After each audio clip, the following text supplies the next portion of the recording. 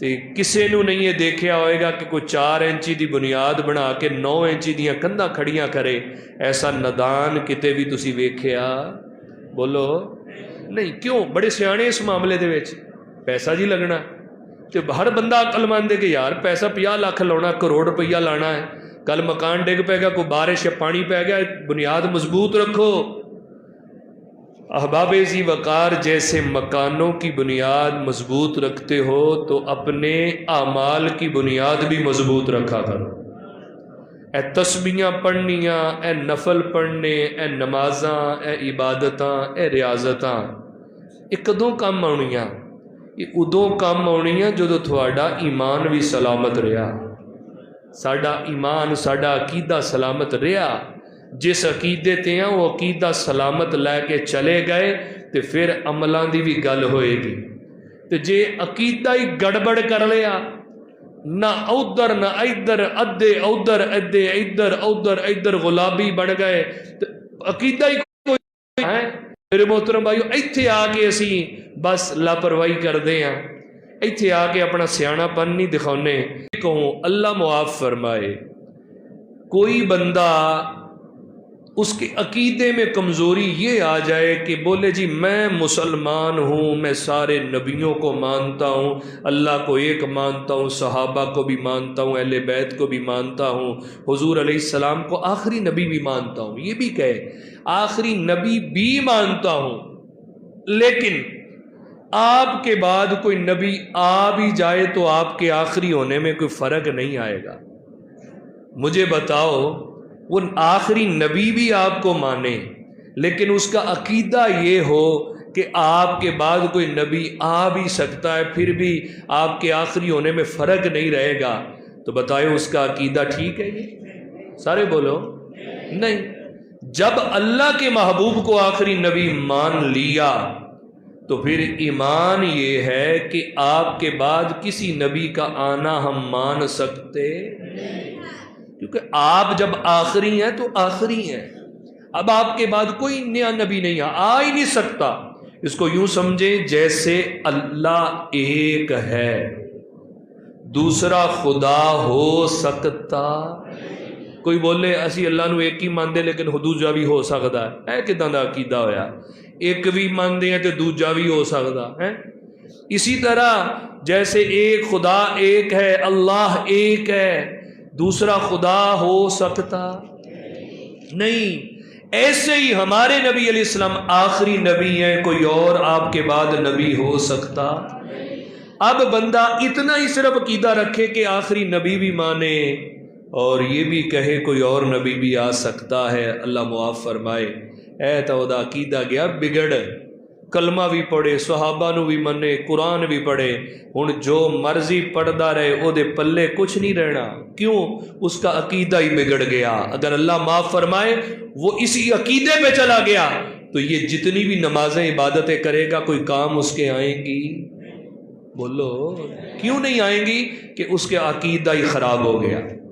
اس لیے احباب، اے نمازاں، اے روزے، اے تسبیحاں، صلاۃ و تسبیح، تراویح، قرآن پڑھنا، یہ ساری چیزیں تب کام آنی ہیں جب آپ کا عقیدہ مضبوط ہوا.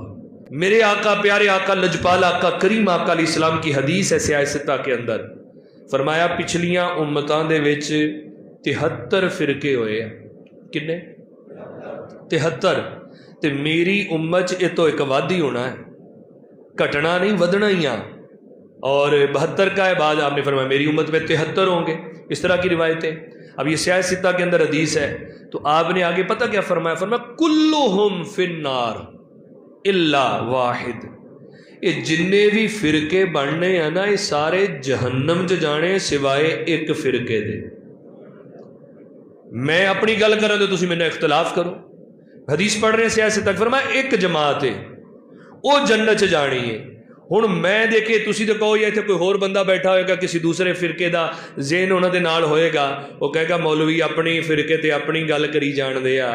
میں اپنے مولوی دی گل کراں، اپنے پیر دی گل کراں تو تسی نہ منو. میں آمنہ دے لال دی گل کر رہے ہیں جنہاں دا کلمہ پڑھ کے مسلمان ہوندے ہو.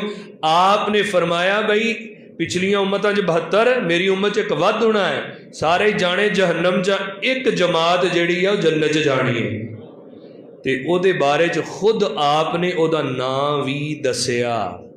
فرمایا او سواد اعظم ہوئے گی جماعت.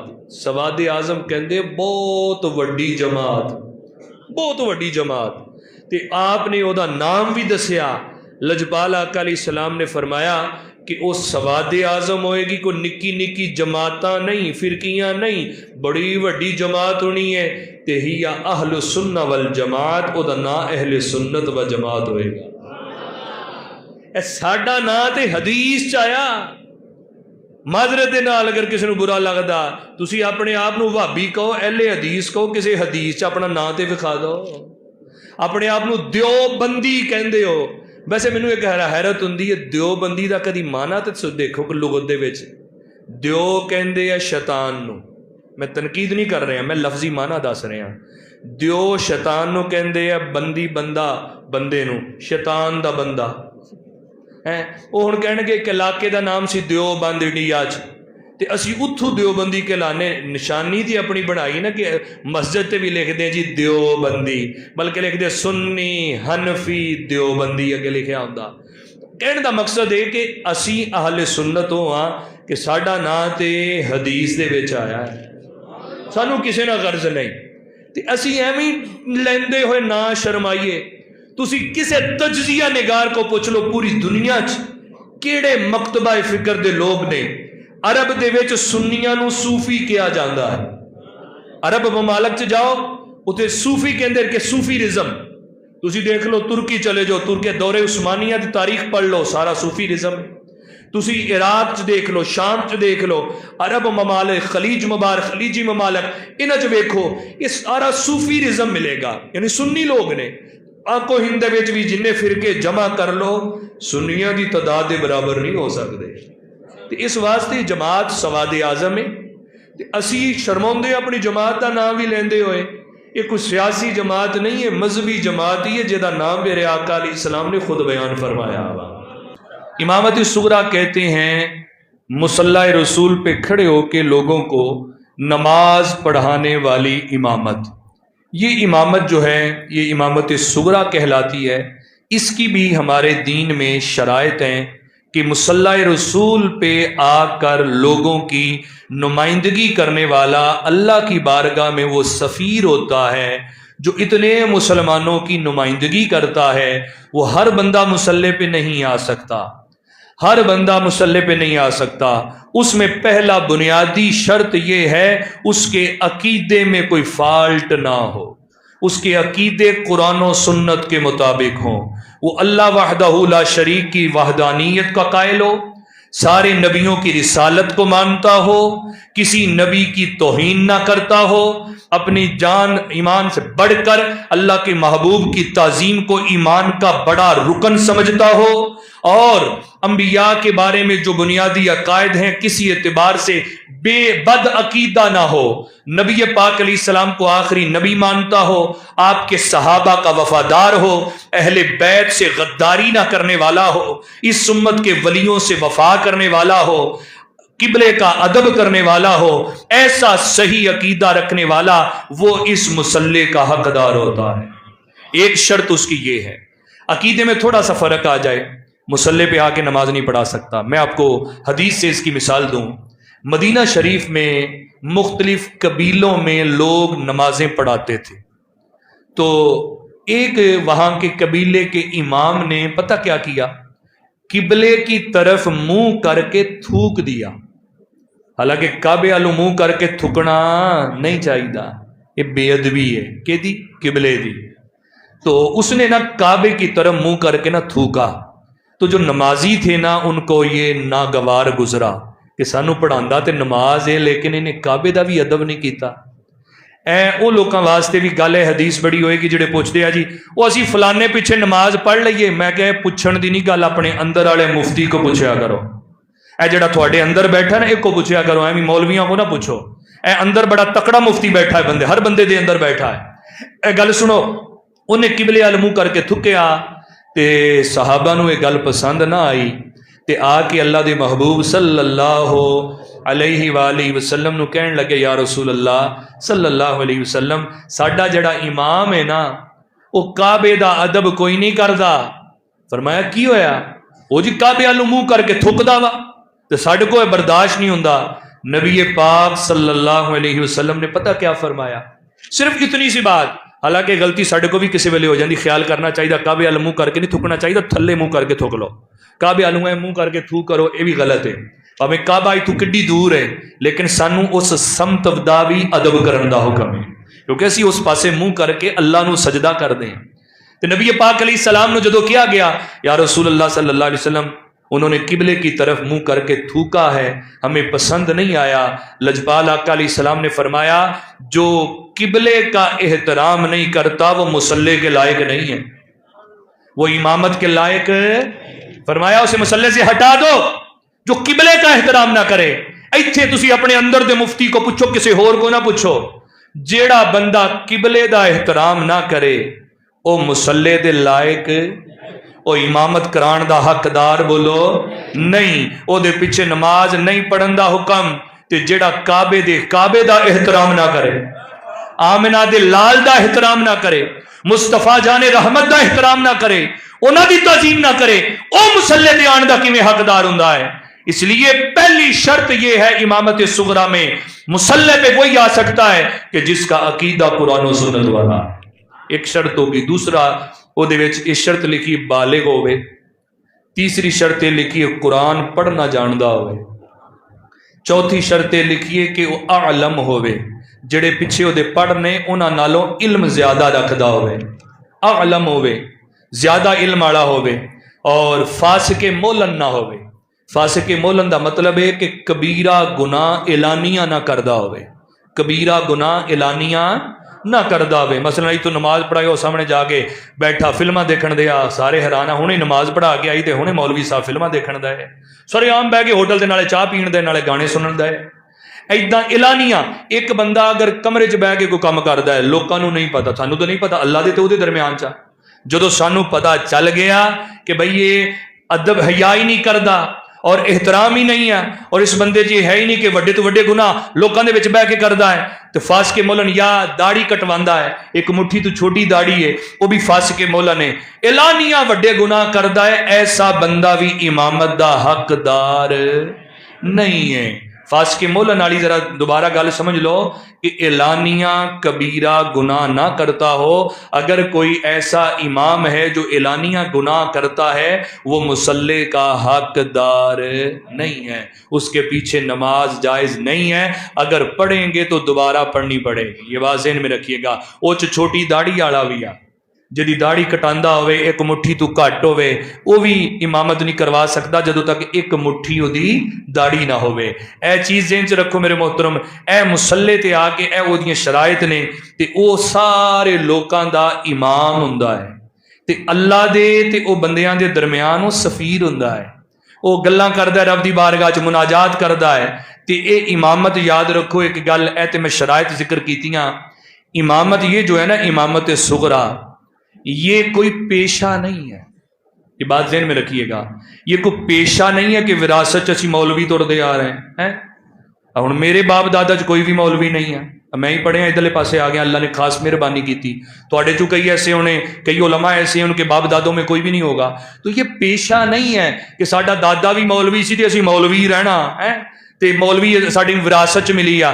پیشہ نہیں ہے، پیشے ہوتے ہیں وراثت میں، تو امامت پیشہ نہیں ہے. ایک تو یہ ذہن میں رکھیں. امامت کیا ہے پھر؟ امامت ایک منصب ہے.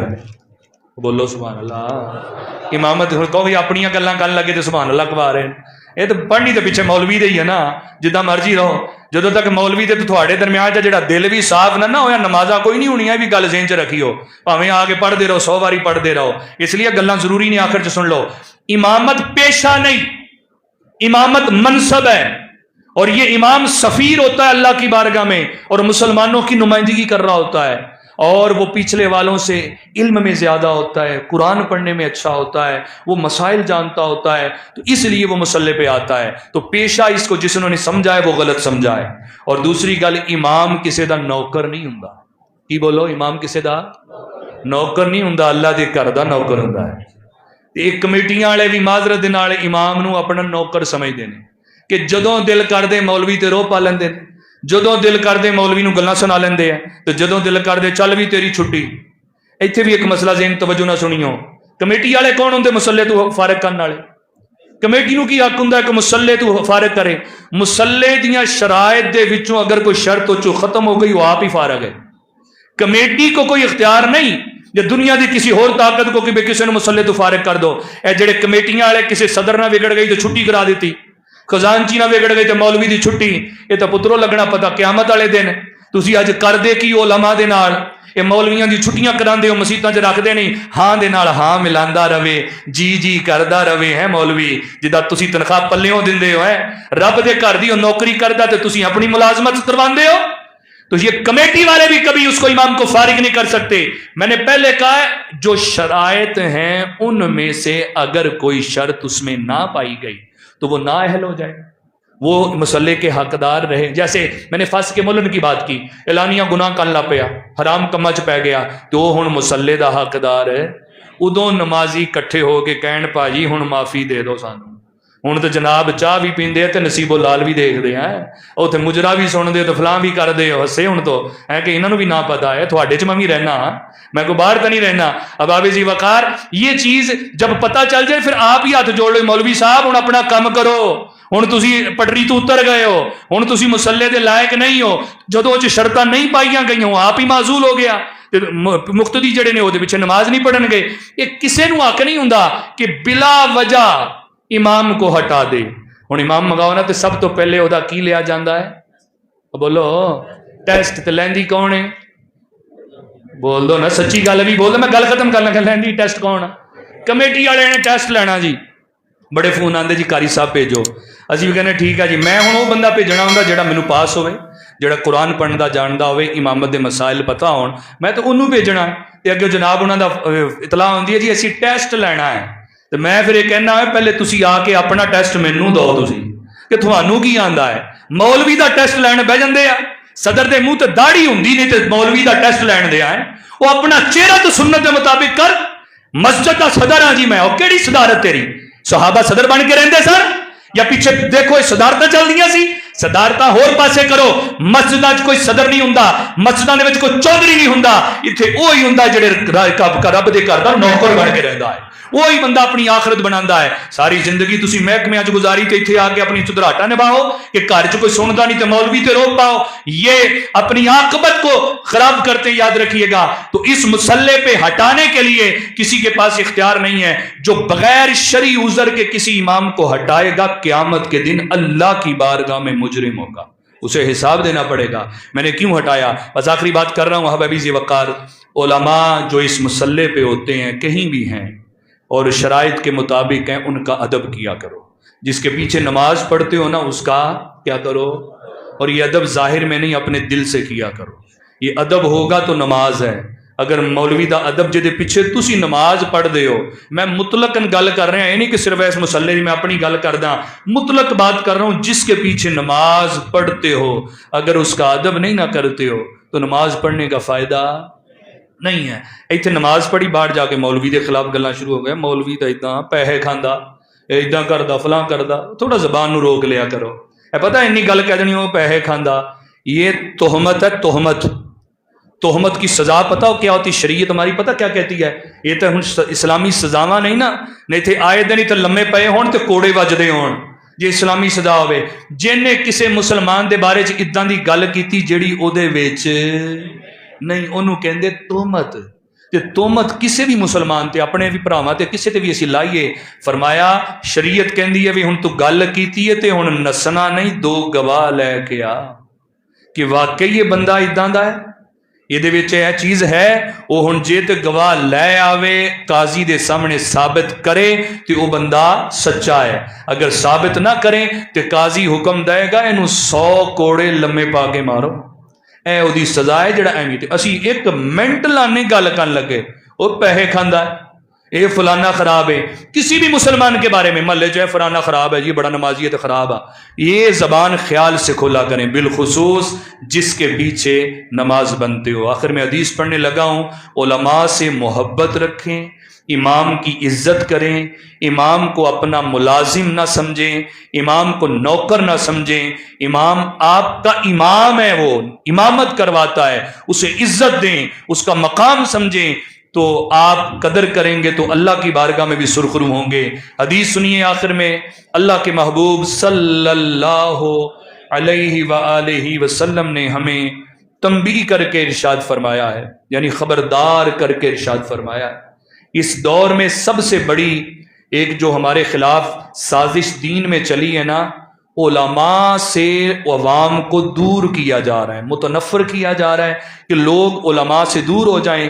جب تک یہ علماء سے اٹیچ رہتے ہیں یہ گمراہ نہیں ہوتے، یہ بھٹکتے نہیں ہیں، یہ قائم رہتے ہیں، اور جب علماء سے دور ہوتے جائیں گے تو یہ بھٹکتے جائیں گے۔ اب حدیث سنیے، اللہ کے محبوب صلی اللہ علیہ وسلم نے فرمایا، اے لوگو، ہو سکے عالم بن کے زندگی گزارو۔ بولو سبحان اللہ۔ کیا بن کے؟ عالم بن کے زندگی گزارو۔ اب ہر بندہ عالم نہیں بن سکتا، ایسے معاملات مصروفیت ہوتی ہے، تو آپ نے آگے ارشاد فرمایا، عالم نہیں نہ بن سکے تو طالب علم بن کے زندگی گزارو۔ دو منصب ہو گئے۔ پھر آپ صلی اللہ علیہ وسلم نے فرمایا، طالب علم بھی کتے مدرسے سے داخلہ نہیں لے سکتے، کسی عالم دے کول جا کے نہیں پڑھ سکتے بار بار، تو فرمایا عالم نہیں بن سکتے تو طالب علم بنو، طالب علم بھی نہیں بن سکتے تو ارشاد فرمایا علماء کی صحبت میں رہنے والے بن جاؤ، علماء کے پاس بیٹھا کرو، علماء کے پاس آیا جایا کرو، اپنا رابطہ رکھو ان سے، جیسے بیٹھکوں میں بیٹھتے ہو، جیسے پنچایتوں میں جاتے ہو، ڈیروں پہ جا کے بیٹھتے ہو، کچھ وقت نکال کے علماء کے پاس بھی جایا کرو۔ فرمایا علماء کی صحبت میں رہا کرو۔ 3 صورتیں ہو گئیں۔ چوتھا فرمایا اگر علماء کی صحبت میں بھی جانے کا ٹائم نہیں ہے نا تو پھر علماء سے محبت ضرور رکھنا۔ علماء سے کیا رکھنا؟ محبت ضرور رکھنا۔ یہ میں کسی مولوی کی بات نہیں سنا رہا ہوں، امام الانبیاء کا فرمان سنا رہا ہوں۔ سب سے پہلے کیا فرمایا؟ کیا بن کے زندگی گزارو؟ عالم۔ عالم نہیں بن سکے تو کیا بنو؟ طالب علم بنو۔ طالب علم نہیں بن سکے تو علماء کی صحبت میں رہنے والے بن جاؤ۔ علماء کی صحبت میں نہیں جا سکتے، ٹائم نہیں ہے، علماء سے محبت ضرور رکھو۔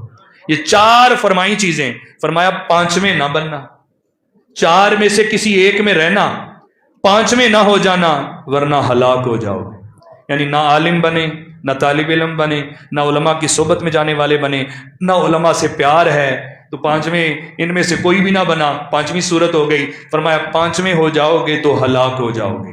آج دیکھیں آپ، اس چیز میں بڑا ایک ہمیں خلا نظر آ رہا ہے، چاہے وہ کسی اعتبار سے یہودیوں کی طرف سے سازش ہے، چاہے لبرل طبقہ کی طرف سے سازش ہے، چاہے ماڈرن لوگوں کی طرف سے، ایسے ایسے بندے لا رہے ہیں، ایسے ایسے مداری لا رہے ہیں میڈیا پہ، سوشل میڈیا پہ، کہ کوئی انجینئر اٹھ رہا ہے، کوئی غامدی اٹھ رہا ہے، نہ اس کے چہرے پہ کسی کی سنت ہے، کوئی تراویوں کا انکار، کوئی پردے کا انکار، کوئی میرے محترم بھائیوں دین کا مذاق اڑا رہا ہے، کوئی داڑھی کا انکار، کوئی کسی چیز کا انکار۔ لبرل لوگ تو چاہتے یہ ہیں کہ ہمیں اور ہلکی سے ہلکی چیزیں دی جائیں، تو میڈیا والے بھی ایسے لوگوں کو لے کے آ رہے ہیں کہ کبھی کسی چیز کا انکار، یہ مولویوں نے بنائی، یہ علماء نے بنائی، یہ اس نے بنائی، یہ دین میں نہیں ہے، فلاں میں نہیں ہے، وہ نہیں ہے، کر کر کے لوگوں کو علماء سے دور کر رہے ہیں۔ اس کا نتیجہ یہ نکلے گا کہ لوگ گمراہ ہوتے جائیں گے۔ اس لیے یہ حدیث ہمیشہ ذہن میں رکھیں، علماء سے رابطے میں رہیں، علماء کے پاس آیا جایا کریں، کیونکہ آپ نے دیکھا ہے جو علماء کی صحبت میں رہتا ہے اس کا عقیدہ کبھی نہیں بگڑتا، وہ کچھ نہ کچھ سیکھتا ہی رہتا ہے، اس کے پلے کوئی نہ کوئی مسئلہ آتا ہی رہتا ہے۔ میں تو اتنے تک دیکھا علماء دے نال جڑے ڈرائیور ہوندے نا گڈیاں چ، وہ بھی مسئلے دسن لگ پیندے آ، سن کے نا جا کے نال وہ بھی مسئلے دسن لگ پیندے۔ اس لیے اس دور میں ضرورت اس چیز کی کہ نہ ہم خود عالم بن سکتے ہیں تو علماء سے پیار ضرور کریں۔ علماء کون ہیں؟ جو اللہ کے نبی کے وارث ہیں، اللہ کے نبی کے کیا ہے؟ وارث ہیں۔ بس ختم میری بات کا نچوڑ یہی بات کہہ رہا ہوں آخر میں کہ اللہ کے نبی کے وارث ہیں۔ میرے لجپال آقا علیہ السلام نے فرمایا العلماء ورثۃ الانبیاء، یہ نبیوں کے وارث ہیں۔ کس چیز میں؟ ایک دن فرمایا گیا، بازار میں اعلان ہوا، بھئی مسجد میں نا رسول اللہ کی وراثت بٹ رہی ہے، جاؤ جا کے لے لو۔ لوگ بھاگے ہی مسجد میں آئے تو دیکھا ایک حلقہ لگا ہوا ہے، لوگ بیٹھے ہوئے ہیں اور دین پڑھا رہے ہیں، علم سکھا رہے ہیں۔ تو وہ مسجد میں آئے، کہنے لگے یا رسول اللہ صلی اللہ علیہ وسلم، بازار میں اعلان ہوا ہے اللہ کے نبی کی وراثت تقسیم ہو رہی ہے، ہم بھاگے ہوئے آئے، یہاں تو کچھ بھی نہیں ہے۔ تو فرمایا یہ تجھے حلقہ نہیں نظر آ رہا؟ یہ جو علم پڑھ رہے ہیں اور پڑھا رہے ہیں، فرمایا یہی نبیوں کی میراث ہوتی ہے، یہ علم نبیوں کی میراث ہے۔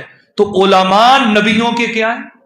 بولو وارث ہیں۔ یار ورثائے انبیاء سے تم بغض رکھتے، جو نبیوں کے وارث ہے تم ان سے نفرت رکھتے ہو۔ اگر تو یہ نفرت اس کے عمل کی وجہ سے ہے تو بجا ہے، لیکن اگر نفرت اس کے علم کی وجہ سے ہے تو یہ کفر کی طرف تجھے لے جائے گا۔ عمل برا ہے تو عمل سے نفرت کرو کہ یہ غلط کر رہا ہے، اس کا عمل برا ہے، وہ کرو، علم کی وجہ سے بغض نہ رکھنا۔ علم اللہ کی صفت ہے، جو عالم سے علم کی وجہ سے بغض رکھے گا اس کا خاتمہ ایمان پہ نہیں ہوگا، وہ کفر کی طرف جائے گا۔ تو علماء کا ادب اپنے دلوں میں رکھیں، جب تک علماء سے وابستہ رہو گے عقیدے بھی مضبوط رہیں گے اور تمہیں کوئی گمراہ بھی نہیں کر سکے گا۔ اور جس کے پیچھے نماز پڑھتے اس کی قدر کریں، حیا کریں، اور اس کے خلاف پروپیگنڈے یا غیبتیں چغلیاں کرنا، اس چیز سے باز کر آ کے اپنی آخرت کو بچائیں۔ اللہ ہمیں علماء حقہ کا قدر نصیب فرمائے، اور جس کے پیچھے ہم نماز پڑھتے ہیں اللہ اس کی ہمیں تعظیم کرنے کی بھی توفیق عطا فرمائے۔